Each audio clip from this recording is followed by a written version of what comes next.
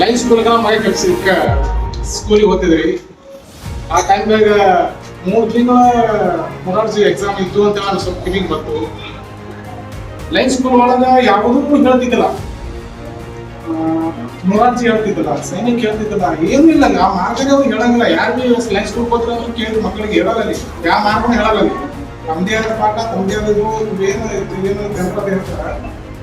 3 ತಿಂಗಳು ಅಷ್ಟೇ ಉಳಿತು. ನಮ್ಮ ಹುಡುಗ ಮೊರಾರ್ಜಿ ನಾವು ಮಾಡ್ಬೇಕನ್ನೋದು ನಮ್ಮ ಮನಸ್ಸಿತ್ತು. ಸರ್ ಬಂದು ಬೇಕಾದ್ರೆ ಸರ್ ಈಗ ನಮ್ಮ ಹುಡುಗ ಮೊರಾರ್ಜಿ ಮಾಡ್ಬೇಕು, ಹ್ಯಾಂಗ್ ಮಾಡ್ಬೇಕು ಸರ್, ನೀವು ತಂದು ಬಿಡ್ರಿ ನೋಡ್ರಿ, ತಂದು ಬಿಡ್ರಿ ಮಾಡ್ತೀನಿ ಅಂತ ಅಂದ್ರು. ಇರೋದು 3 ತಿಂಗಳಾದ್ರಿ.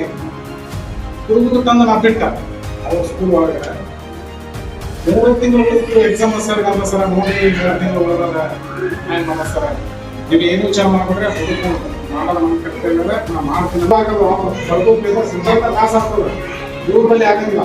ಇವ್ರು ಮಾತು ಕೊಟ್ರಪ್ಪ ಅಂತಂದ್ರೆ ನಮ್ಗೆ ಅವಾಗ ಅನ್ಸುತ್ತೆ ಸರ್ ಬಳಿ ಎಲ್ಲಾ ಶಕ್ತಿ ಅದ.